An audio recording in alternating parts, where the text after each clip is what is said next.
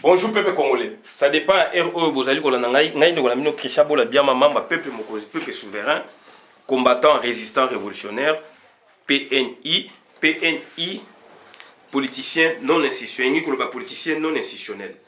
Bande Konangaï, Toye, Lombango Penza, pour nous parler, Makambu ya Mboka Nabiso, Boye Bidongo, et Kambami na Bapaya, et Kambami na Bapaya parce que situation est allée malamouté, Yangwana, Toye Kolobayango. Ces derniers temps, tozali koyoka mingi batu bazali koloba que y a eu des armements, na Kingakati. Ba désarmer Hippolyte Kanambe. C'est toute une problématique sur le désarmement. Est-ce que politique il y a des armements ça mandengwana? Est-ce qu'il y a eu vraiment des armements? Désarmer qui? Est-ce que donc il y a une réduction effective, il y a garde du corps, il y a Hippolyte Kanambe, ou il y a eu vraiment désarmement? Donc, il y a des questions qu'on s'est posées, pour la koyeba, oyo donc bino boyebi, oyo bino bolingi, oyo bino bozali kokanisa. Pour na boy jouvement nzela ya kokoma na but, ya raisonnement na bino.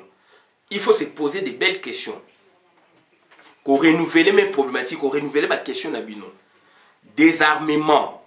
Mais c'est tout un processus, bande konangai. Nayebi que puisque ça va vidéo na ko se contredire na zo lo bayango, Hippolyte Kanambe nayebi kazali mal vu na communauté internationale. Ngai pe na yoka Hippolyte Kanambe baza ko traquer na Kinshasa. Hippolyte Kanambe akoma donc clandestin. Akoma kola na ba Congo, akoma kola pa musicien songolo pakala na loba yango ngai. Et pas oui rason mabe, moyennant $100,000 la nuitée, 200,000. Donc ça dépend de l'humeur nae. Nuit moi européen ça 200,000, 150, 300,000 ça dépend. Et pas Koffi Olomide, et pas donc ba musicien wana, ba comédien wana, ba pasteur wana, et donc et pas ba kimangiste na loba yango. Mais Congolais, le fait que yo lobby a rolinga koyoka yote. Congolais a rolinga koyoka yote parce que situation congolaise anini mutu mususu soka lobby ne ya yoki. Tant mon vidéo bimi ya ndeko na biso mwa zaki na ba songolo lokota lufu ba yoki ba moni Hippolyte Kanambe ko vana na ba Congo na ba couvent ya ba sango na église kimangiste tout ça nde sikoyo asali vidéo batu ba comprendre. Batu ba benganga ba oh Christian Makambo yo lobaka yango. Que Hippolyte Kanambe a commis donc au clandestin. Mais voilà, le baki makambu ya solo. Donc bande konangai tozali ko sala makambu pona mboka, tozali ko loba makambu sérieusement, mais batu mingi ba comprendre été. Ba comprendre été, tozali pe comprendre ba parce que biso to ça travail, batu musu ba ça sabotage à travail biso to ça nango. Ezali batu ya aner ou bazali pro. Donc Hippolyte Kanambe pro statu quo, donc situation tikala ndengwana, batu bazali pro. Kanambe bazali pro Félix Antoine Tshilombo. Pas à 100%, mais Moussa les autres n'a pas monté moi. Mais par contre, bazali pour Félix Antoine Tshilombo, bazali foncièrement pro Hippolyte Kanambe. Vice versa. Donc ça dit situation est catastrophique. Quand vous entendez parler donc du désarmement de qui? D'une milice, des militaires irréguliers, de militaires congolais réguliers ou irréguliers, il faut se poser cette question. Est-ce que les militaires sont des amis, les militaires congolais? Est-ce que les militaires congolais sont la classe des militaires congolais réguliers? Donc, les soldats du gouvernement, ou les soldats congolais irréguliers, déserteurs? Ça, c'est une question. Est-ce que les soldats irréguliers transnationaux? Puisque les soldats sont réguliers transnationaux. Transnationaux, c'est les soldats en dehors il y a Congo. Donc il y a Zambie, il y a Congo Brazzaville, il y a Babouéboué. Est-ce que bazali na Katiambo Kanabiso? Bakoui peut na Katiambo Kanabiso cette fois-là les soldats réguliers puisqu'il y a accord, puisqu'il y a travail, puisqu'il y a une mission monsongolo pakala. Mais il y a des soldats congolais balobi bien que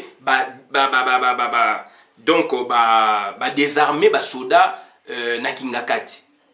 Est-ce que les soldats réguliers transnationaux? Neti MONUSCO, les soldats MONUSCO, les soldats réguliers transnationaux. Donc ça dit donc ils ont dépassé la frontière donc baza ba soda monde oni atindi bango wana donc to benga ba soda transnationaux. Bazo dépassé la frontière en dehors la frontière à Congo donc oni a bengsi monde atindi bango ba soda bango wana. Mais est-ce que bazali ba soda irréguliers transnationaux? Là maintenant c'est dangereux. Irréguliers transnationaux donc ils a dit kalelo yo tout ça comme on a ba soda zambien ba koti navala nani bakangi mboka basoda donc soudanais bakoti côté kisangani bakangi mboka basoda rwandais bakoti bakangi mboka basoda burundais bakoti bakangi mboka basoda ougandais bakoti bakangi mboka basoda tanzaniens bakota bakangi mboka basoda centrafricains bakota bakanga mboka sauf basoda angolais sauf basoda donc Congo Brazzavillois. Voilà un peu façon autorité raisonner pour notre yeba ce qui vraiment donc désarmement on a vu mes alliés à solo. Est-ce que désarmement ba on bazali mythe ou réalité ça m'a lokuto beni les alliés makam OK ba tupé à Félix bazali ko sala yango pour na ba occuper quand même espace. Est-ce que bazali ba milice puisque différence les alliés entre ba soda na ba milice est-ce que bazali ba mercenaires bateau ba ko désarmer. Et ce désarmement salami, c'est tout un processus. C'est tout un processus participatif. Prolifération de l'arme, il faut que l'arme, il faut c'est tout un processus participatif. Gouverneur, il y a ville à vous allez impliquer. Mon conseiller région militaire, il y a ville à Kinshasa ou bien donc dans la circonscription on est à Kabolaka ou Kinshasa c'est na kati à cause d'aller impliquer. Ba cause la police ba cause la paix impliqué. Il y a un processus participatif. Population, il y a paiement ba cause d'aller impliquer puisque insécurité c'est une des pour la population, on a contre population on a.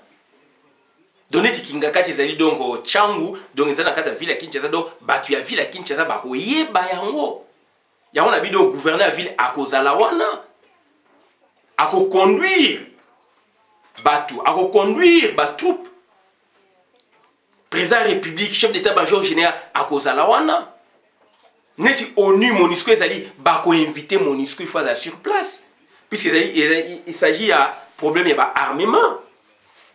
Alors que MONUSCO, on suppose na rôle na ye ya ko paix na Congo, ba ko inviter bien qu'azo ça la paix maté. Congolais donc zonga moto kanisa zala mayele. Et il y a des enjeux. Qu'est-ce que nous gagnons dans ça et qu'est-ce que nous perdons? Tu perds par rapport à quoi? Tu gagnes par rapport à quoi? Et bah toi il faut une politique, il y a intégration. Il faut pas intégrer bango na armée, ba resocialiser bango. Puisque bazali ba irrégulier ba kangi bango ba irréguliers nationaux ba ko zongaka na bisika o l'état a proposé bango. Est-ce que c'est ngi bazong sa bango sous l'armée ou est-ce ngi batika armée basi la bango ba misala mususu ba militaires irréguliers transnationaux l'état congolais a kozwa bango MONUSCO kozala wana état congolais kozala représenter la ministre de la défense pour na ke donc ministre de la défense, ministre de la coopération ou affaires étrangères, on a un ambassadeur ya bamboka na songolo par rapport à Batouana, soit bako kanga bango baseli bologo awa, soit bako pesa bango ba convention ndenge zalaka bazonga na mboka na bango. C'est tout un processus bande ko na ngai. Toza ko raisonner ndenge nini? Mutu moko abimi wana puisque ba pesi mbongo azali mutu ya Félix ou benini. Par exemple, il y a Anne, Azali Koloba, Akomi Koloba, maintenant, il faut se poser de belles questions. Et puis, Azali Blogo, mot simple. Partout, place va désarmer, batou et banaga. Partout, place va désarmer, batou et banaga. Congo, on est comme la phase nit, il y a Côte d'Ivoire, donc, c'est-à-dire, France et Kiti, la couverture, il y a ONU, il y a Conseil de sécurité, Kiti va désarmer, il y a Laurent Gbagbo. Voilà, c'est la guerre. Congo, on est comme la guerre, guerre mais guerre dans le cadre il y a désarmement donc désarmement comme que batu musu pe bongo désarmement ba boyi tout le monde a Laurent Gbagbo jusqu'à ce que l'armée française est pénétrée Donc on a des soldats ivoiriens pénétrer ko capturer en quelque sorte ko bimisa président wana. Donc ceux qui ont désarmement, donc il faut capturer donc leur maître, donc Hippolyte Kanoui fasse à capturer puisqu'ils ont désarmé. Bande konanga bako sa biso be bako sa bino tiwapi. Bako sa bino tiwapi, donc c'est malheureux. Ya mona moni to bito sala yango donc JP Manga sengé nanga bi Christian na landi mais na moni si ya moyen fait quelque chose. Puisque donc to nito yo kapé raisonnement na aussi ce point binazo landango mais ça peut être vrai, mais il faut se poser ma belle question. Tout se poser ma belle question. Mutu nyostou, Congolais nyostou, Oyazali est pris d'amour, Yambo Kanaye, à l'ingui do désarmement, donc il y a Hippolyte Kaname, à l'ingui capture Hippolyte Kaname, Nana Loba Yango, n'a eu sa vidéo hier. Mais quand même, il faut tout la quand même tout ça battu pour le ça kaka, tout ça n'est l'inka ka kolobate, tout rêver, ou alors tout comprendre ma tout le bobo tout le bate. Désarmement et non prolifération, bah acteurs armés, bah c'est-à-dire réguliers nationaux et transnationaux, d'être le biona, de bio qu'on a tout, c'est à l'étude. Il faut voir bah est-ce que tout ça en face n'a pas nani, Kabila ça bah mercenaire wana, tout ça dit qu'au désarmé, est-ce que bah ça va congolais, est-ce que bah ça va congolais, suite n'a pas vis-à-vis au regard il y a loi donc na droit militaire. Donc ça dit ça va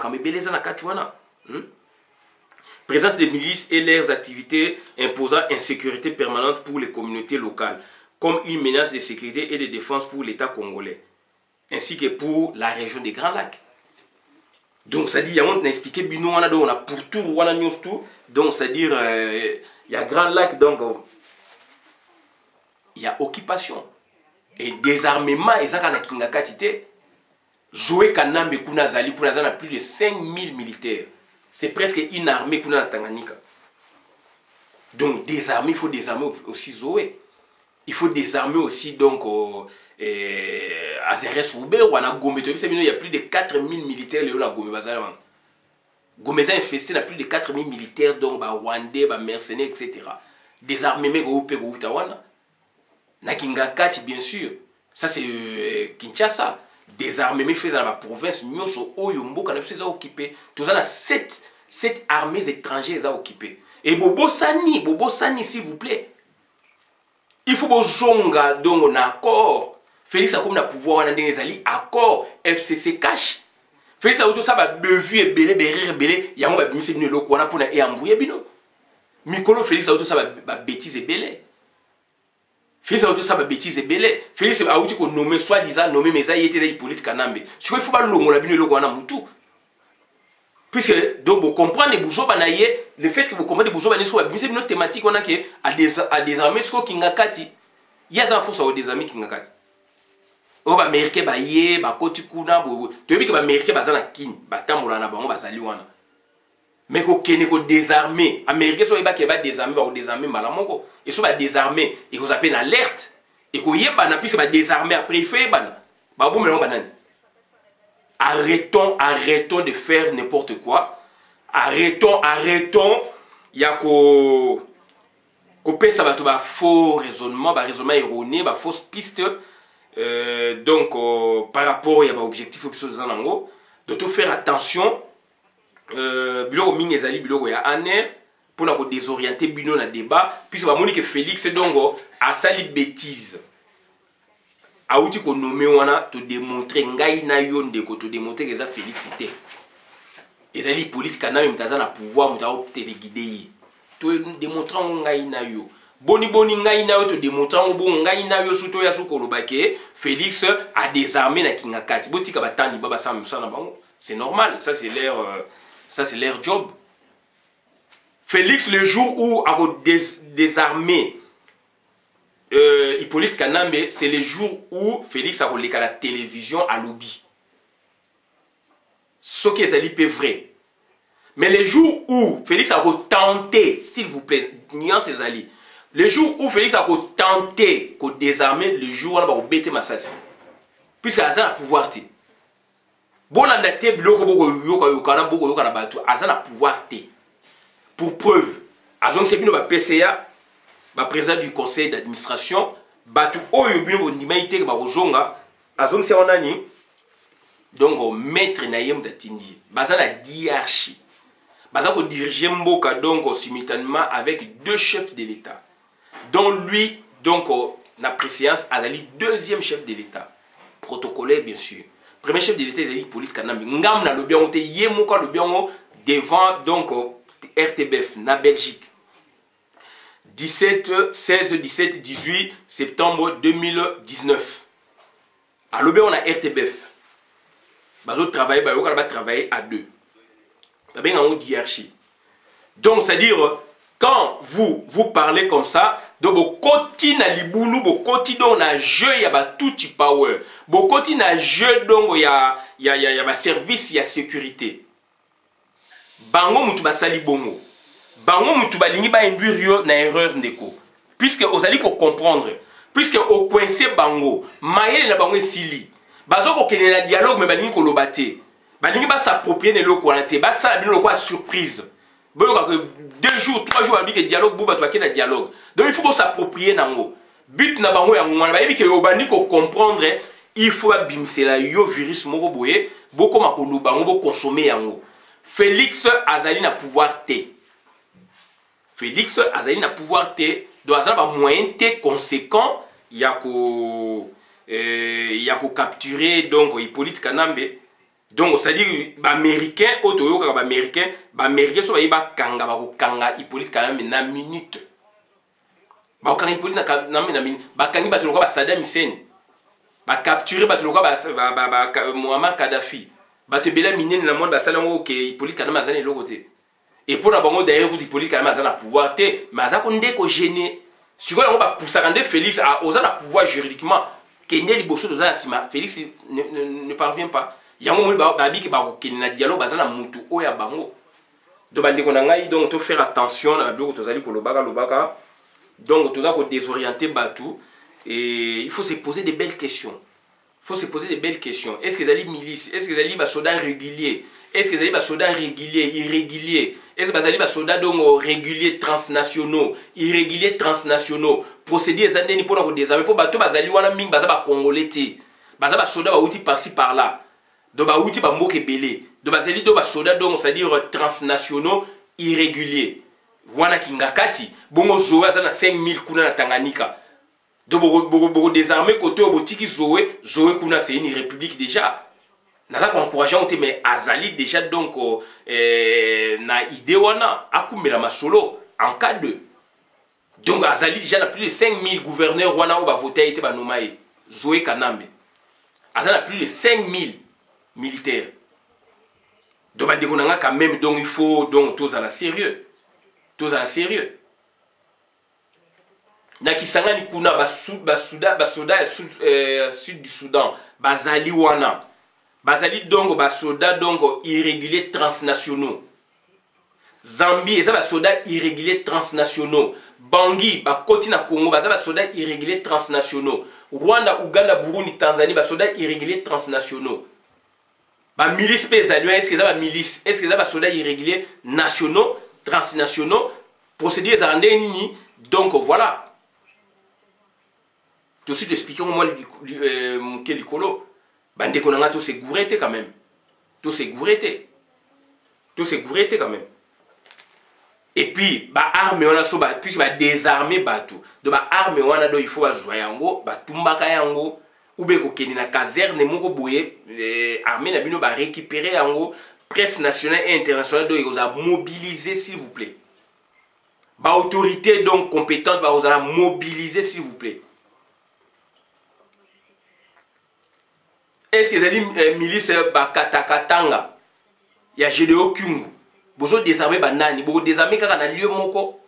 Bien que Tolbi et Kinshasa est un siège d'institution, si vous désarmez, donc il faut capturer Hippolyte Kanambe. Si vous désarmez, vous capturez, bien sûr.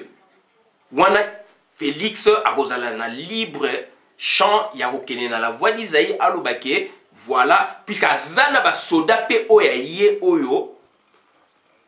A désarmer donc aza ba soda moko ba troupe moko boye ba tie maboko ba tie poids tant a désarmer azu bokonzi puisque mutu oyo nde azali ko guider yende yewana oyo yebuno bongo la biso ke y a des armées. Donc ça va des armées de capturer. Donc c'est que Félix a un soldat plus fort que lui ou eux. Et dans ce cas-là, Félix il faut donc annoncer la nation par un message. Cette fois-là donc pouvoir y Hippolyte Kanam ici donc Félix a sous marionnette. Donc bandeko nangai donc to komi to umeli mingi na combat. Ba mususu ba umeli mingi na combat susu koleka. Mais tout ça qu'on comprend était bisope to umeli mingi na combat koleka. Tout ça on se comprend était ba OP ba yesi kana combat ba zo comprendre ou ba on comprend pas. Donc voilà. Donc acteurs armés, donc je vais citer par là, acteurs armés irréguliers nationaux et transnationaux ou transnationaux présentent des milices et leurs activités imposant insécurité permanente pour les communautés locales, comme une menace de sécurité et de défense pour l'État congolais, ainsi que pour la zone des Grands Lacs. Donc, il faut impacter sur la zone des Grands Lacs. Désarmement à Congo, ils allaient sur la zone des Grands Lacs. Centrafrique est la zone des Grands Lacs, Centrafrique est la côte na Congo. Zambie est la zone des Grands Lacs, Zambie est la côte na Congo. Rwanda est la Grand Lac, Rwanda est la côte na Congo. Tanzanie est la Grand Lac, Tanzanie est la côte na Congo. Ouganda est la Grand Lac, Ouganda est la côte na Congo. Burundi est la Grand Lac, Burundi est la côte na Congo. Soudan est la Grand Lac, Soudan est la côte na Congo. Sauf sur 9, sauf Congo, Brazzaville, Angola. Bande konangai, tout ça la maïle, tout yeba makamni ezali, tout ça la géopolitique. Donc désarmement, ezali donc on a deux volets. Ce qui y a désarmé arrivé quoi désarmé donc c'est-à-dire Hippolyte Kanambe na lo lenge bino bosa koloba. Donc ça c'est un coup d'état militaire directement. Donc ça c'est la capture. Il y a Hippolyte Kanambe on a na lobaki. Donc on peut donc passer par Kingakati, Jelem ou Bakongo. Tu regardes deux provinces où il y a comme qu'on naviguer. Soit Bakongo, soit Kinshasa. On naviguer entre les deux provinces. Donc ça dit qu'on va capturer, va désarmer, donc on s'en suivra donc la capture physique du monsieur. D'où c'est lui qui aura, n'est-ce pas, à capturer ce monsieur. Donc il aura le pouvoir du Congo. Il deviendra président de la République. De ce fait, il va annoncer un message à la nation. Selon que, donc, je suis maintenant président de la République. Puisque j'ai neutralisé ce monsieur. Je l'ai capturé, je l'ai désarmé. Donc, il faut mitou et ça. Mitou et ça. Il faut mitou et ça. Donc, il y a des mouvements désarmés illégaux. Hein? Désarmement et non-prolifération. Puis, si on veut désarmer, il faut qu'il y ait non-prolifération d'armes. Milice soit tout, il faut neutraliser. Bango, katakatanga, boebo, il faut neutraliser. Bango. Armée, on est étrangères, wana. Armée, donc, il y a Libana, donc, transnational, pays, wana. Il faut neutraliser. Bango. Et zonga kap na voie ni na voie diplomatique. Il faut qu'il y ait un travail. C'est un processus. Et enjeu ezali wana et perspective d'avenir ezali intégration ba soda wana ba place bisengeli ba bloc on a tous les étapes. Et c'est une réduction de l'effectif des gardes du corps du président honoraire Joseph Kabila. Et une réduction effective ou pas? Est-ce que Félix a osé même qu'on réduit effectif et à Hippolyte Kanambe? Est-ce qu'il en a les moyens? Et maintenant, où situez-vous, n'est-ce pas, l'accord FCC cash Oyo, président de Bino Hippolyte, président Félix Antoine Tshilombo a renoncé à ministère à la défense. Puisque il désarmer le ministère à la défense. Ministre à la défense azali à FCCT.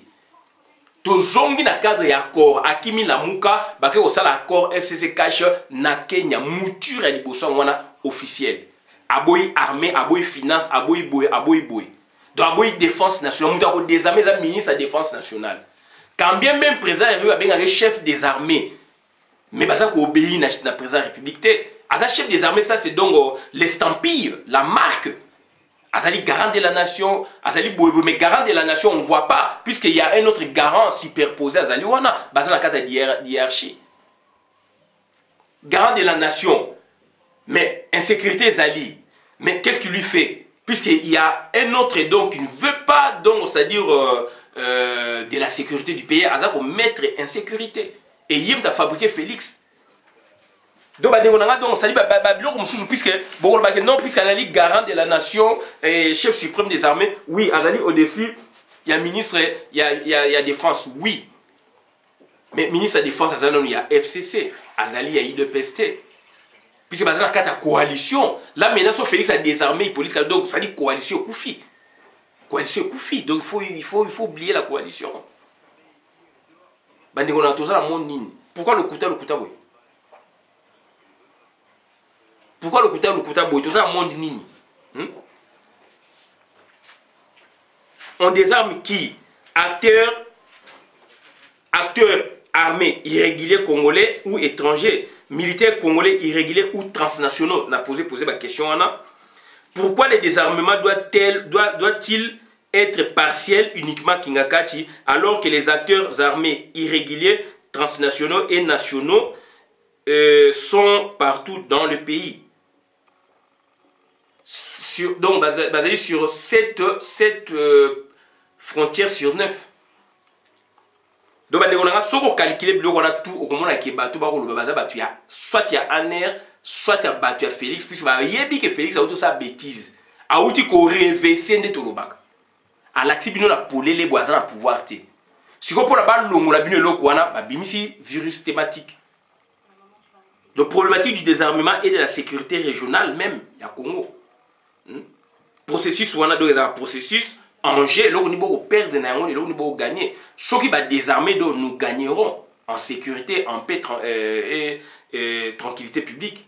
Mais ce n'est pas simplement dans la zone, donc, plateau des Bateke, ville de Kinshasa, non. C'est dans tous les pays. C'est dans tous les pays. Il y a des contraintes, il y a des obstacles aussi pour y arriver. Ce n'est pas facile, il y a des obstacles pour y arriver. Est-ce que Félix s'était bien préparé pour le faire?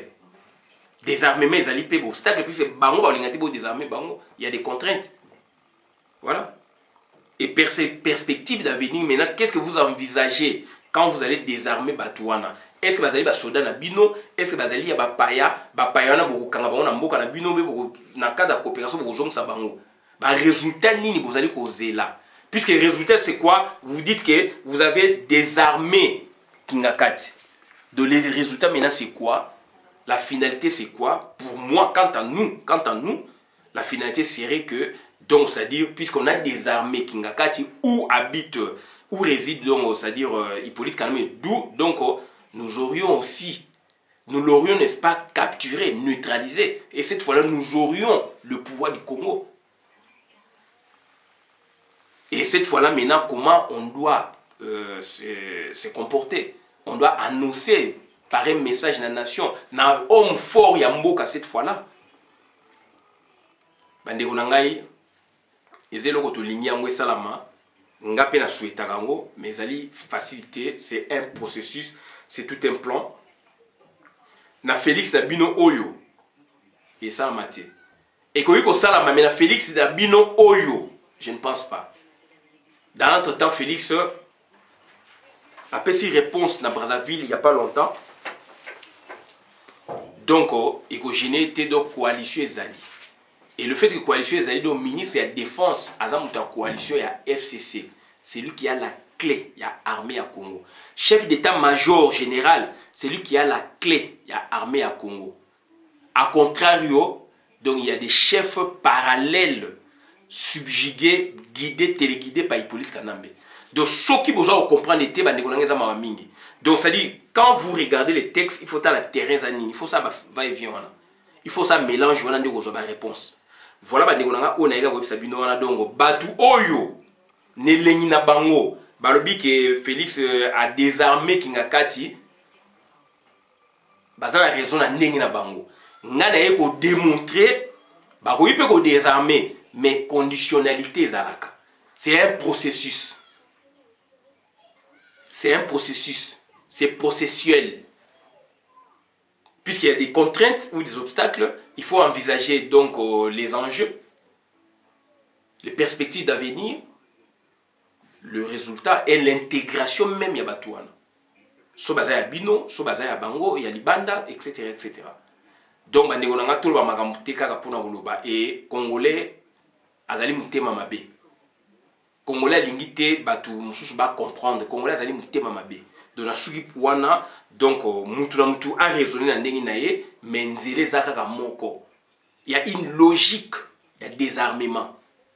Logique à désarmement. Je pense dans le lenge bango lobela, je ne pense pas. Logique à désarmement ezali et souhait à peuple pour pas désarmer politique na mais puis to yebi que pouvoir na biso muta kanyango a bebisi yango ezali politique mais c'est pas Félix. Félix azali do guignol. Souhait na mutu nyoso azanango. Mais tout ça là avec intelligence, tout le bango avec amour. Tu inciter acteur na biso autrement pour na ba joie conscience mais pas de cette façon. Il y a que ça pour nous kumisa mutu moko ça toujours ba erreur sur erreur sur erreur. Merci. Bolanda yango boka bolanga na kota communauté merci. Ngai Christian Bola bien maman ma peuple mon peuple souverain combattant résistant révolutionnaire PNI politicien non institutionnel merci.